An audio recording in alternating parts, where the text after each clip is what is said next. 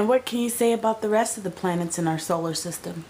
Yes, I explained a little bit about the Saturn, and let's go a little more on about the Saturn. Now, the Saturn, I can tell you for sure, the Saturn has the deepest oceans within our solar system, the deepest, because Saturn is larger than Uranus and Neptune combined, and it will have the deepest oceans. Actually, close to the surface of that planet is liquid. They can be anything. You can take it, nitrogen, hydrogen, petroleum, you name it, whatever, exists out there, it will be liquid, period. But in the upper surface, it will be gas, because, how the gravity works. We know it, this is a fact. Close to the surface, the highest, slowly, gradually, is decreasing.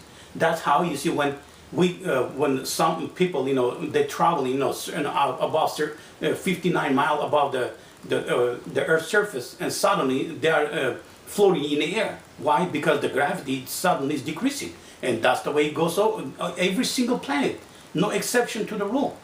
And I can tell you that for sure that planet has a liquid to the surface and gases on the upper atmosphere. And the same, let's go to the next planet, the Uranus. Now, Uranus, have kind of weird stuff, but all of them, there's three planets, the Saturn, Uranus, and Neptune. They are very old planets. They actually are older than our sun itself. Every single planet exists within our solar system. Now, what the Uranus has? The Uranus actually, even older than compared, compared to Saturn and Neptune, because even you see the tilting. This planet actually tilts almost 98 degrees, almost 34 years, and then tilts, the other way around. I mean, but what is amazed me that all these three planets, they are way older than take even Venus. But look at the Venus, it got stuck into 177 degrees in one side. You can see how much the heat damaged the surface of that planet. It got damaged. That's why it demagnetized the surface of the Venus. And look at the other planets. They actually spinning faster than our Earth. They're spinning less than about between like a 16 to 18 hour compared to 24 hour the Earth.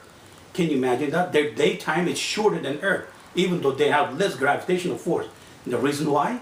Because every single planet, the liquid which one they have, those are rising energy. Any energy, I'm going to repeat again. It's argon, doesn't matter. Helium, hydrogen, nitrogen.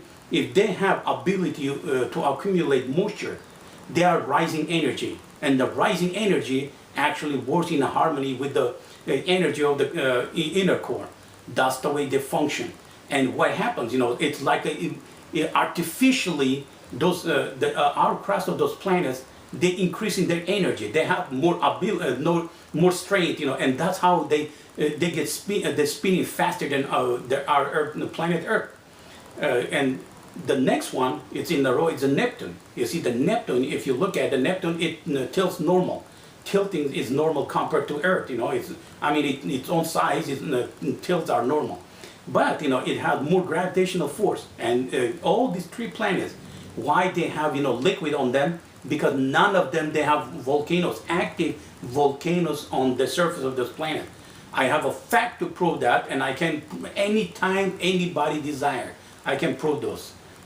Everything what I'm saying to you, I know I have minimum 10 to 40 facts, everything what I'm saying. Because, I'm only amateur scientist.